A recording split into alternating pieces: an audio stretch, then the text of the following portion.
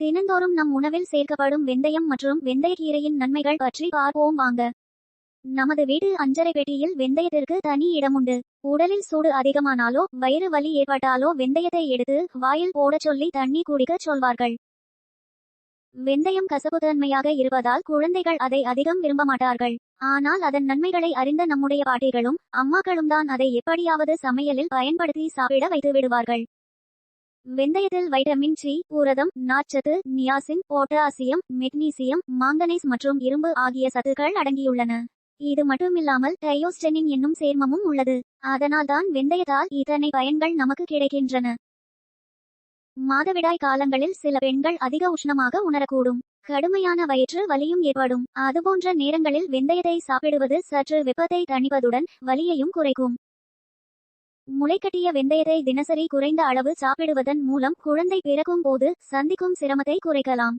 ஒருவேளை அளவுக்கு அதிகம் சாப்பிட்டால் கர்ப்பப்பை சுருக்கம் உள்ளிட்ட பிரச்சனைகள் ஏற்பட வாய்ப்புள்ளது. மருத்துவரின் ஆலோசனையுடன் இதை எடுத்துக் கொள்ள வேண்டும். செரிமானம். ஜீரண கோளாறால் அவதிப்படுபவர்கள் வெந்தயத்தை சாப்பிடலாம். வெறும் வெந்தயத்தையோ அல்லது முளைக்கட்டிய வெந்தயத்தையோ சாப்பிட்டால் செரிமான பிரச்சனை நீங்குவதுடன் வாயு தொல்லை இருந்தாலும் நீங்கிவிடும். தலைமுடி வளர்ச்சி. தலைமுடி வளர்ச்சியில் வெந்தயத்தின் பங்கு முக்கியமானது. அதில் உள்ள எண்ணெய் பசை முடி வளர்ச்சிக்கு உதவுவதால் தலைக்கு தேய்க்கும் எண்ணெய் தயாரிப்பில் வெந்தயமும் பயன்படுத்தப்படுகிறது. மேலும் இது முடி உதிர்தலை தடுக்கிறது. வாசனை திரவியங்கள். வெந்தய எண்ணெயில் இருந்து வாசனை திரவியங்கள் தயாரிக்கப்படுகின்றன. இது அதிக மணத்தையும் கிருமிகளை அழிக்கும் இயல்புடனும் இருப்பதால் வாசனை திரவியங்களின் தயாரிப்பில் முக்கிய பங்கு வகிக்கிறது. சிறுநீர் பிரச்சனை. சிறுநீர் சம்பந்தப்பட்ட பிரச்சனை உள்ளவர்கள் வெந்தயத்தை உணவில் சேர்த்துக் கொள்ளலாம். இது உடலை குளிர்விப்பதுடன் உடல் வறட்சியை நீக்கி சிறுநீரை பெருக்குகிறது. இதனால் சிறுநீரக நோய்கள் வராமல் தடுக்கப்படுகிறது.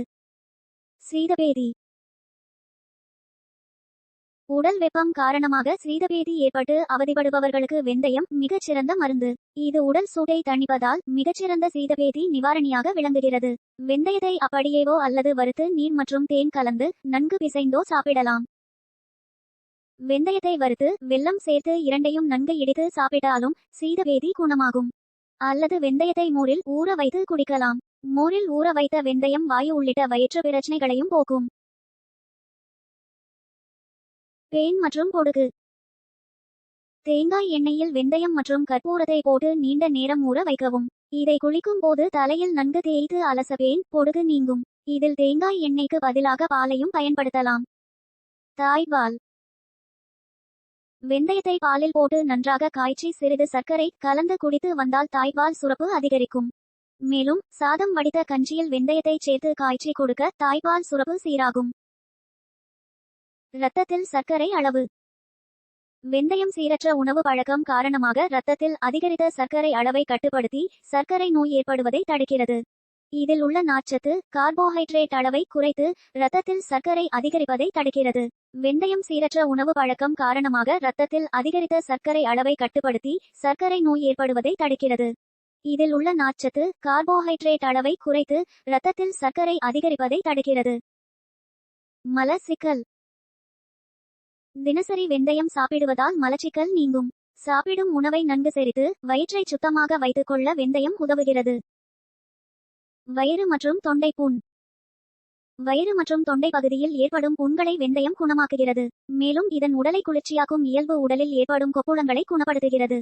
இது தவிர இருமல் மற்றும் தொண்டை கரகரப்பு உள்ளிட்ட பிரச்சனைகளை போக்குகிறது. சரும பளபளப்பு மற்றும் தூய்மை. வெந்தயத்தில் உள்ள விட்டமின் சி பளபளப்பான சருமத்திற்கு உதவுகிறது. இதை அரைத்து முகத்தில் தடவி சிறிது நேரம் கழித்து கழுவினால் வறட்சி தன்மை நீங்கி பொலிவு பெறும். மேலும் இரவில் தூங்குவதற்கு முன்பு வெந்தய பொடியை முகத்தில் தடவி பின்பு கழுவிவிட்டு தூய்மையான துணியில் துடைத்தால் முகம் பளிச்சென்று இருக்கும். கண் கருவளையம் மற்றும் கரும்புள்ளிகள்.